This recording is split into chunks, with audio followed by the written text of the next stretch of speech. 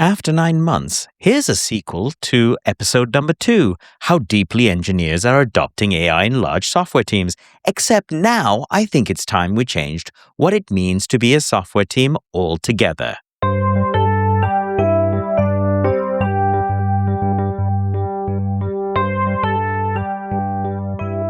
Welcome to Tales Under the Cat Tree. I'm your host, Dupes, and these are tales by humans for humans. After all, words and stories are what give meaning to the worlds we live in. Engineering teams that do not evolve to the new tools that AI gives us will either be replaced or their businesses will flame out. 25 years ago, I could have written that same sentence replacing AI with quote-unquote the internet. 40 years ago, quote-unquote the personal computer. I recently wrote an article on this very subject for OpenOcean. OpenOcean is one of Finland's most respected venture capital firms, a team that has been around for decades. This podcast expands on that article and goes much deeper. I will link the original article in my show notes. Later, we'll also hear from Tony Nysten and Mirva Laatunen from OpenOcean's investment team. If you aren't familiar with OpenOcean, they were founded following the exit of MySQL in 2009. By the way, if you want to know more about MySQL and its impact on the internet as we know it, check out episode 16 for my interview with Kai Arne. These days, while I spend most of my time at Supermetrics, I reserve about a day a week to help OpenOcean as a venture partner. That's just a fancy way of saying I get to meet a lot of amazing founders and companies. In episode number 2 of this podcast, I asked a question. How deeply are engineers actually adopting AI in larger software teams? This podcast is a sequel. That first podcast was only 9 months ago, and in 9 months, the world has changed. We don't have chatbots and vibe coding. We have agents and agentic engineering. I honestly don't know a single engineering team that is not using agentic tools in coding. For those outside my world, imagine agents as individual autonomous coders arguing with each other to come up with the best code based on your prompt. For example, one agent could plan, one codes, one tests, one recodes everything from the tests. The underlying technology that powers these agents, which is ChatGPT, Gemini, and Claude, they all have become significantly better, and we now have systems that coordinate tasks like never before. So let's be clear. This podcast is not about using Claude, Cursor, or what have you. I'm sorry to say, but if you aren't already deeply invested or investigating how these systems work, you are now playing catch-up, just like most of us predicted at the beginning of 2025. Instead, this episode is about a realization that my very identity as a software engineer has changed and continues to change daily. I'm talking about a fundamental restructuring of how software gets built and deployed. As an individual coder, I am now talking to autonomous agents that build full applications. As an individual coder, I am spending more time thinking about how to get these agents to perform better. As an individual coder, I am no longer spending my time writing code, but reviewing plans and examining logic and obsessing over the outcome. If you entered this industry to solve problems by writing code, the problem has shifted. It is now less about the business logic and more about how to program the agents to do the work. Now, this is not going to apply to every code base or every software engineering job, but I imagine it covers a vast amount of general web-based software development. Just as developers with internet access in the mid-90s created a new class of coders, today, those with the resources to experiment with AI tokens and systems are speeding way ahead. We are becoming a two-tier system again. If you have access to these tools at work today, take advantage of it. You will never get a better chance to learn than right now. But this creates a completely new identity and a role for a developer like me. And that has repercussions far deeper than engineering. It goes straight to organizational design. Founders ask me constantly, how should I build an engineering team? My answer today is very different from whatever I would have said even a few years ago. And the truth is, I don't know if anyone actually knows. Yes, I am experimenting. At Supermetrics, the founder, Mikhail Tuneberry, and I are again working on research and development efforts. The team we've built and our ways of working are aligned with what I believe the future of engineering looks like. But of course, we aren't the only ones. Every paradigm shift requires leaders to examine the full life cycle of development rather than one specific part. Code generation is merely one facet. It's an important one, but it's still one part of getting a product out the door. Technology leaders should be looking at the end-to-end flow of an organization. Companies that optimize their flows for this technology will always move faster and hold the competitive advantage. Remember, much of our modern way of working only really came about in the last 15 or 20 years. That's not a long time. Like coding itself, these processes and the organizations we've built, they're all due for disruption. We spent the last decade building things like the product trio, an engineering lead, a product manager, and a designer. We used microservices to manage complexity. But those structures were built for human limitation, not for agentic speed. In many cases, they added bureaucracy. Beautiful Kanban agility often devolved into accidental waterfalls. You see, teams create inherent silos. I think that's a human trait. One team doesn't want to touch another team's code. The excuses are endless. We aren't experts in that area. We need them to review what we want to do, and so on and so on. The results, slow development cycles, fractured code, and eventually a mountain of technical debt.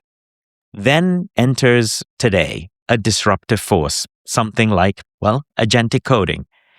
It's quite disorienting for those who have spent the last 15 years in one paradigm. What is the role of the engineering lead who spent years reviewing code when, agents can write relatively decent code instantly? What is the role of an individual developer when anyone can build an application?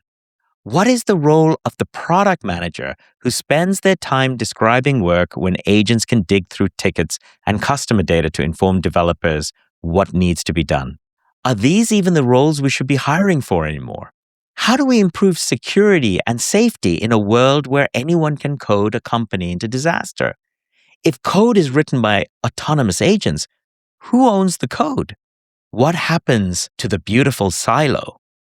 I can already see a bunch of founders today nodding their heads. They understand this. But I have to ask you different questions that go through my head. Will you end up just simply creating new silos based on the agents you manage? Do you know how to scale your organization as your product grows? This is the time to dismantle old structures and think about new scaling paradigms. This is the time for technology leaders to rethink hiring. This is the time to fix the problems our old ways of working created. I am not someone who believes AI will destroy human creativity, but I do believe what we consider to be creativity will change. It's not that different from how the photograph was initially seen as a mockery of real art. As an aside, by the way, please do listen to fantasy author Brandon Sanderson on this very subject. He's got a very insightful talk on this. I will link it in my show notes. We software engineers are the canary in the coal mine. We are the ones changing the most, the fastest. However, all roles in traditional organizations will follow. We will all be asked to do different tasks than what we thought belonged in the bucket of our specific role. So here's the start of a new blueprint. I don't have all the answers, and I'm certainly not the smartest person in the room. You likely have many more and better ideas, and I would love to hear them. But here's where I'm going to start. Number 1, training is mandatory.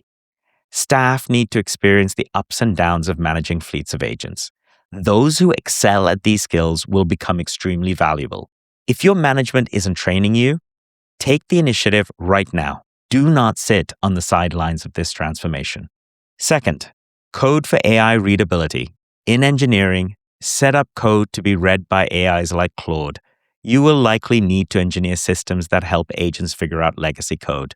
My colleague Bartosz has been experimenting with various ways to make code understandable to AIs, and therefore understandable to just about anyone. Standardize agentic workflows. Set up shared workflows that anyone in your team can use. You should be saying, this repository works with this agentic workflow in this specific way. We are now engineering for agents as much as we are producing business logic. Number 4, flatten the organization. Designers and product managers who cannot make changes directly are going to become less valuable. The same goes for individual contributors who cannot work across silos using new tools. Number 5, I think we all need to return to some first principles. Developers must truly understand how systems scale, why certain patterns are preferable, and what makes secure coding. When you don't have to write the syntax, you still need to know how to verify the result. Otherwise, you are going to build insecure, hot messes. You need to know why certain patterns cause database disasters at scale, as an example. Next, hire for vibe and communication. You have to start hiring for creativity, business understanding, passion, and the ability to communicate ideas at every level, not for your ability to produce beautiful, fantastic code. This is vital for working with both humans and agents. The best developers of the future are those who can play to their quote-unquote vibe coding strengths while doing it with scalable pipelines. You need to automate the support loop. The flow from customer input through support analysis and testing can be fully automated. There is no excuse for your support staff to not have a fully analyzed issue ready to go. There is no excuse for a bug to sit unexamined for months. Next up, agent maintainable features. Small features should be launched in a way that an AI can fully maintain them, especially dependency and library management. I don't mean no humans are involved, but you don't need a complex human workflow that takes multiple sprints for minor updates. And lastly, we're all going to have to redefine what it means to be a team. We need to examine what a team means in a world where an AI can make changes to the work of multiple groups to achieve an outcome. If done right, we will see more outcome-based teams and fewer silos. So here is the reality. If you don't start the evolution now, you will pay the price later. You're going to have to retool in painful ways, assuming you survive long enough to do that retooling. The tools are here today, and they are evolving so fast, they're overtaking all of us. The question isn't whether you should use them, but whether you can dismantle your current identity fast enough to survive them. I thought it would be fun to ask my colleagues at OpenOcean some questions on this subject as well. So let's go to Tony and Mirva. Hi, I'm Tony, and I'm a partner at OpenOcean. Hi, I'm Mirva. I'm part of the investment team at OpenOcean. Okay, I've brought both Mirva and Tony onto the podcast because I've been chatting about how engineers are having to change their roles in startups and in companies in general as AI gets rolled out.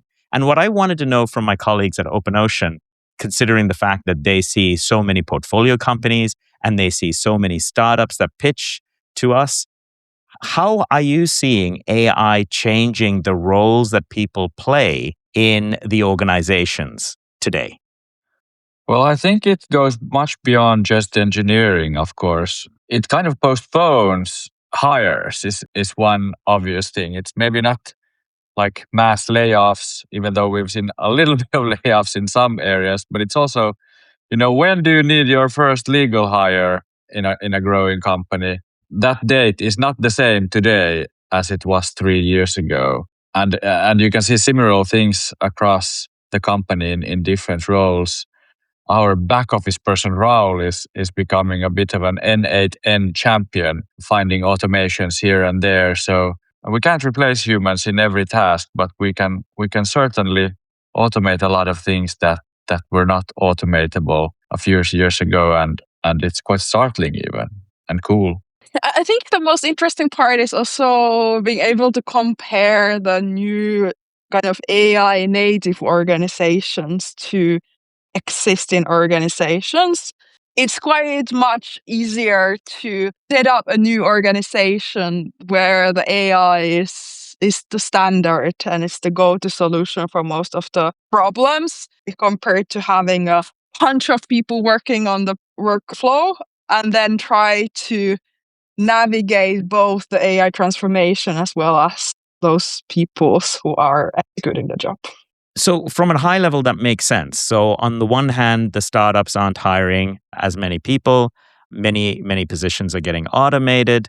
But what do you say to the detractors of this movement where basically instead of humans, we're paying now for a lot of tokens?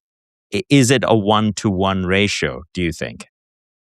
It's hard to say, but of course it's a conversation that's been going on for a while, and the unit economics in the current AI world are not sustainable, which I think everyone agrees is very obviously the case.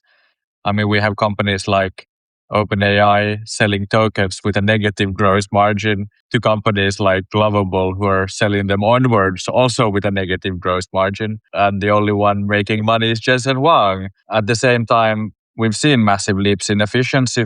We had the big DeepSeek conversation last year, and similar changes have happened since then. And the hypothesis from everyone is that the token prices will go down and it will become more viable to do more and more things profitably. And we can already see that some of the older models are a lot more affordable and can actually do a lot of the tasks that we want to automate. But the detractors who say that now we're just paying the same or more for lower quality, they do have a point, and there is still evolution to happen. But in many cases, we can also get better quality, not just faster or cheaper.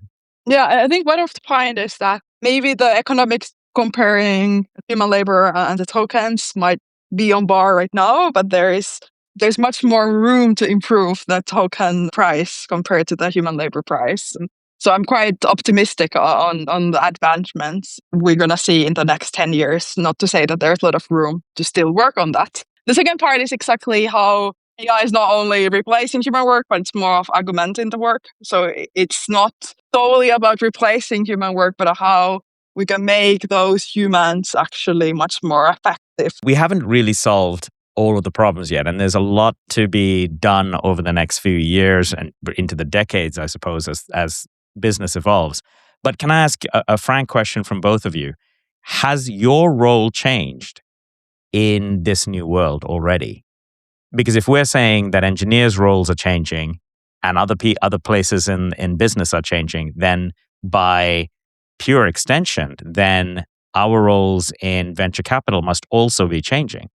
The goal hasn't changed, but the path to that goal is probably different. One of these days, I asked one of the models, how many conversations per day are we having? And I think it was around 40 conversations per day, which is up from 0 2 or 3 years ago. So clearly, the workflow and the tools and the tasks are different from what they were before. Fundamentally, the job is quite the same, but it's making the sourcing and analyzing startups, which is kind of core part of like associate level VC investment team member job, much more efficient. And this has happened already way before whole ChatGPT and AI, the recent AI boom. Like just the fact of with internet, like most of the information about this startup has become more available. So you're actually competing with much more, like where before, like if you were VC in Finland and you know all the startups, most like the rest of the Europe, because of the distance, we're not able to basically chat with these local startups. Whereas right now you have so many like data-driven tools, which makes it easy for you to understand that these startups are existing. And then with AI, you can also, it's much more efficient to reach out or like follow up. It's kind of changing more of the competitive landscape of investments. And basically it requires us like take these tools into use in order to kind of keep up with that landscape. So not just startups, it's also the investment firms that are getting disrupted by AI. So if you had some advice or some thoughts to give to a founder who is looking to build a business today versus, let's say, 5 years ago even, what are the top 3 things that would come into your head that we might look for, but certainly they might ought to consider, especially in the changing landscape and their roles? Well, the new technology, AI, has enabled us to solve a lot of problems that were difficult to solve before. And all of us and founders especially have like a gazillion ideas in their heads on what they could do and how they could do it. Perhaps the next question to think about after you've figured out something valuable you can do is, okay, so how can I make this sustainable? Because building software has become so easy that companies are also building internal software more easily than before and perhaps won't be needing your solution in a few years from now. What are you going to do to make sure that you're relevant? And data is, of course, often a big part of that. From an operational perspective, one piece of advice is to experiment. Experimenting is easier than ever. Doing a mock-up is easier than ever. Doing a prototype is easier than ever. Ask people, talk to people.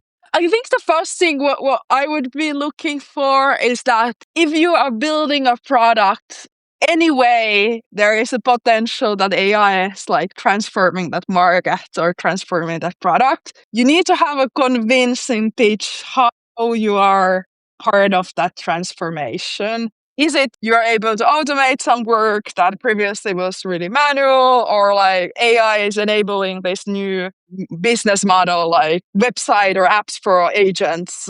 Secondly, like if I think about AI native startups, I would want to see that the startups employees are using AI on their own operations. There is kind of no hunger, at least from my side, to invest again for organization that still has the kind of transformation to AI native organization ahead of them. I prefer investing someone who is already major user of these tools. I think third one from investor point of view, what I think we are thinking quite heavily also is basically competitive edge. So as Tony said, like price of developing software is going down and kind of the previous ways to actually establish competitive edge are kind of disappearing. So Tony, Mirva, thank you very much for coming on the podcast and talking about the roles and things like that. We should do this again. We should have more OpenOcean podcasts and talk about a lot more about investments, don't you think? Absolutely. We're looking forward to hijacking your entire podcast. Oh, wonderful. Thank you again, Mirva, as well. thank you. Thanks to my colleagues from OpenOcean, Mirva Laatunen and Tony Nysten, for coming on the air. As always, very enlightening. If you are in the software engineering space, I am sure you have an opinion on every part of this. Look me up on LinkedIn and tell me what you are doing. I cannot see the future, but maybe you can. Thank you for listening to another episode of Tales Under the Cat Tree. Listen to the archives wherever you get your podcasts, or at tales.dupes.ca or at pod.dupes.ca. This podcast is about the worlds we create, the realities we conjure, and the wonders of the human condition. If you have enjoyed this podcast, please help me reach more people by subscribing or sharing this episode. This podcast, including its intro music, is produced, edited, and created by Dilip Vijayawardena. Until we meet again for some Tales Under the Cat Tree, give your pets a cuddle.